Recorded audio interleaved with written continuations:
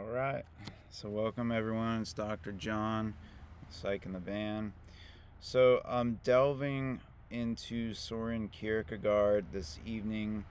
We will get a little background information on him, bird's eye view today, and then we'll move deeper in subsequent videos into various concepts that I think are interesting.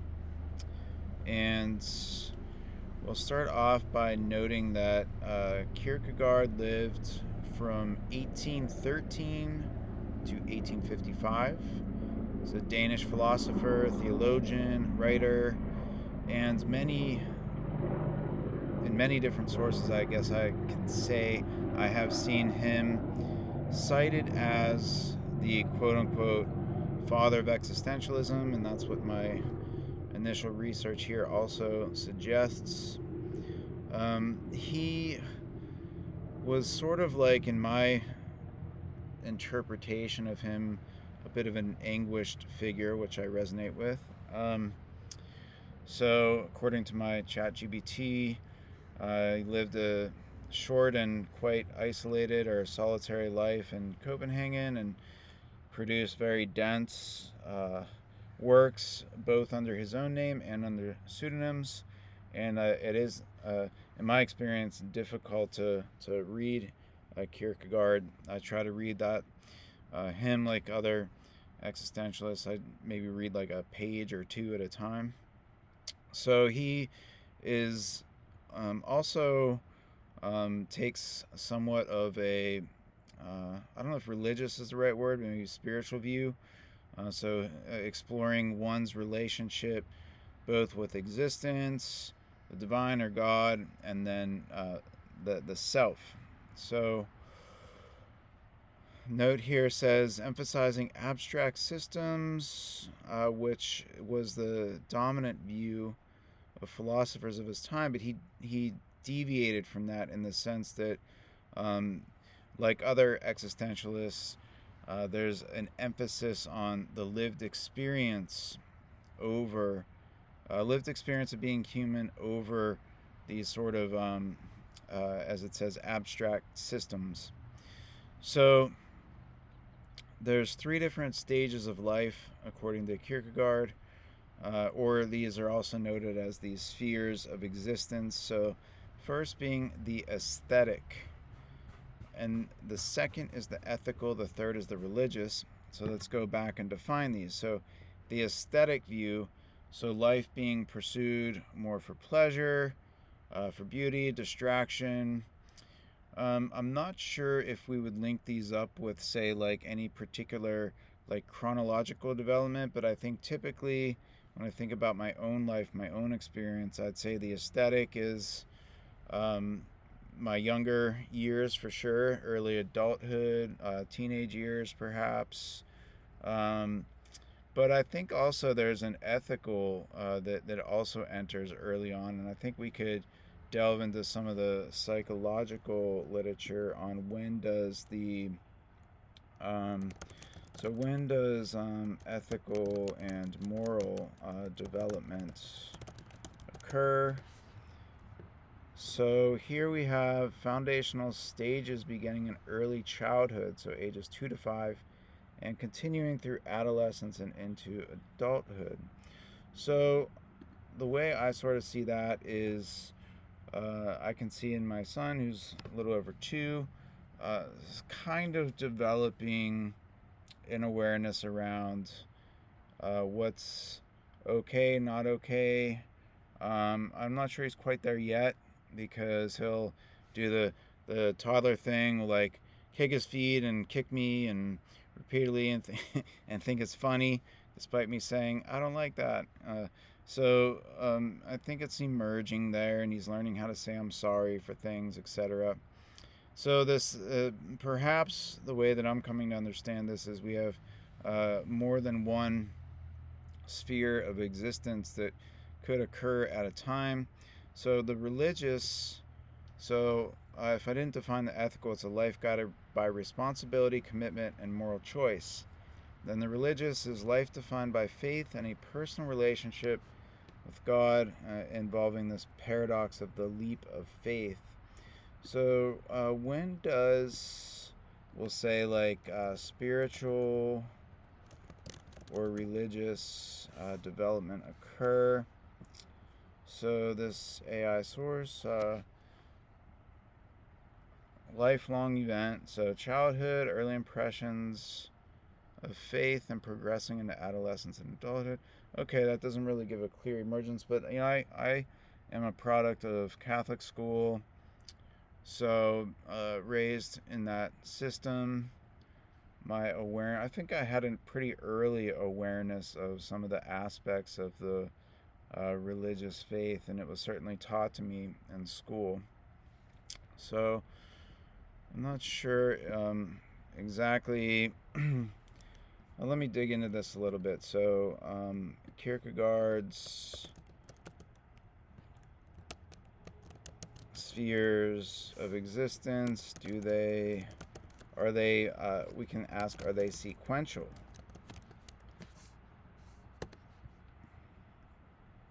So we'll get here, not strictly sequential, but represent distinct progressive possibilities for human self-realization. Okay, so that jives with my lived experience. So moving on, some of his major ideas. So subjectivity being truth. So authentic truth is found not in detached reason, but in how one exists and commits inwardly. I think this is vital because we reach a point in life where, we might be like following the manual, like the how-to manual for aspects of life, and people can get really caught up in this at the expense of like what I'll call just some like common sense, or maybe like some street smarts, if you will. I think of the Bob Dylan lyric, I don't need a weatherman to know which way the wind blows. That kind of pops into my head here. So, one thing I think that is a strength of a an existentialist perspective, at least how I experience it and live it, is, we're not gonna like look to some fucking book as being like the ultimate authority on something.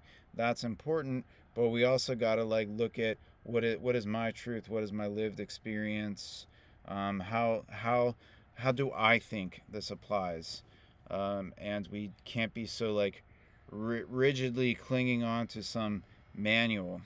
Okay. So manuals are useful. Like if I gotta like change the tire on the van. I mean, yeah, a manual might help me learn how to do that. But I could also probably, look at it and see like, okay, we got some bolts here. There's the tool in the van. Take that. You got to jack up the thing a little bit, etc., etc. So trusting in yourself to some extent, living life in a way that you're not afraid to make mistakes, viewing mistakes as learning experiences. Anyway, so next concept, anxiety or angst. So the deep human experience that reveals both our freedom and our burden of responsibility. So well-traveled territory in our talks. Certainly, he talks later. We'll get into I believe it's the dizziness of freedom, as he calls it.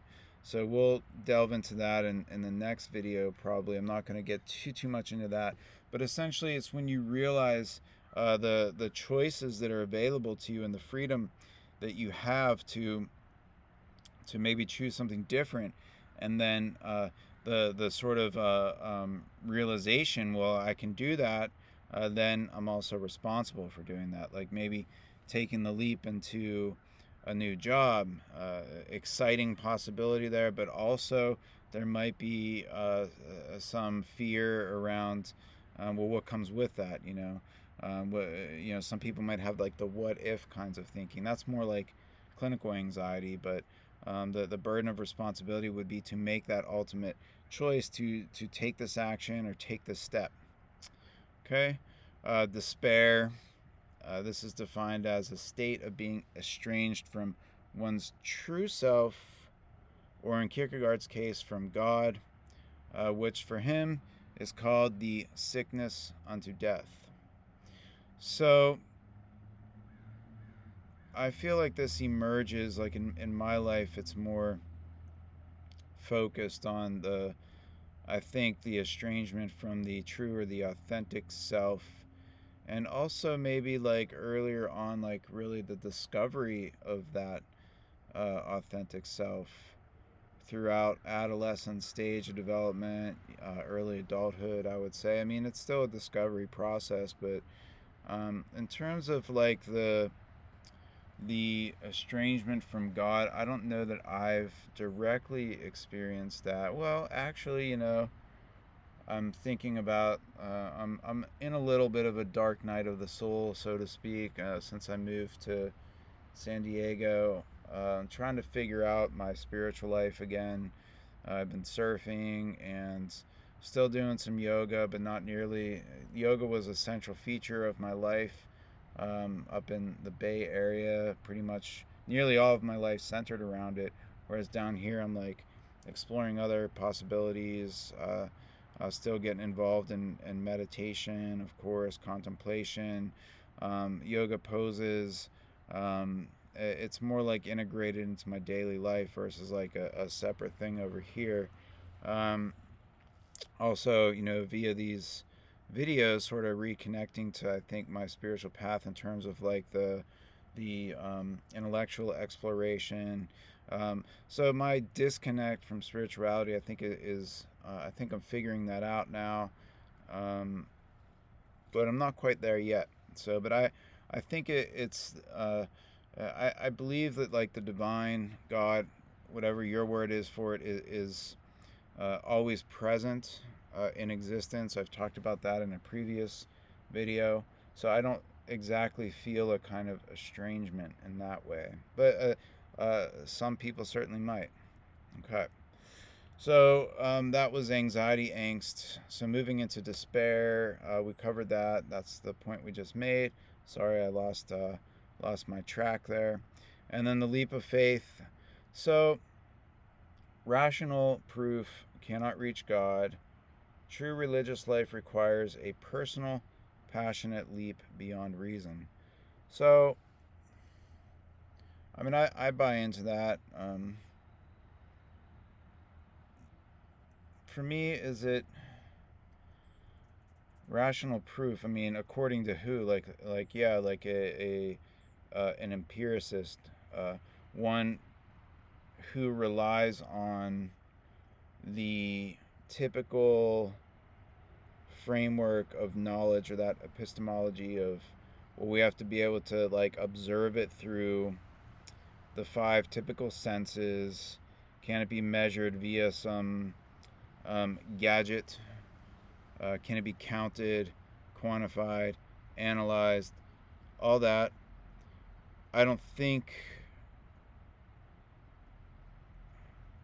I'm thinking about spiritual experience. I have spiritual experiences where it does come through my five senses, but I think it also involves that sixth sense, or intuitive awareness, like to know what I'm seeing, to know when like maybe and I'm having an interaction with an animal that might actually represent or be some kind of communication from the divine, if you will, around uh, messages, ancestors, things like that. I did a practice where I learned this from, I forget who it was on YouTube, but it's basically like the practice is, I don't know if it was Gabby Bornstein maybe, but the practice is, if spirit guides are with me, then show me X, Y, Z. And so mine was, spirit guides, if you're with me, show me butterflies. And then uh, butterflies started coming around a little bit more. Was it just that I was noticing them more? Maybe, but also was there an increased frequency of them coming to me, and not just in the form of the butterfly, of the I don't know what you call that. I don't know if a butterfly is an insect or whatever, but also images of butterflies were appearing on things that I was seeing, like food labels, etc., etc.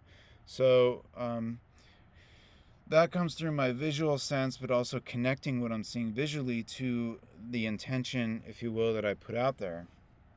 So we have here, just to wrap up those major ideas: subjectivity is truth, anxiety, angst, despair, leap of faith. Those are major ideas. Some of the style in which he wrote: irony, pseudonyms, literary forms, parables, dialogues, journals.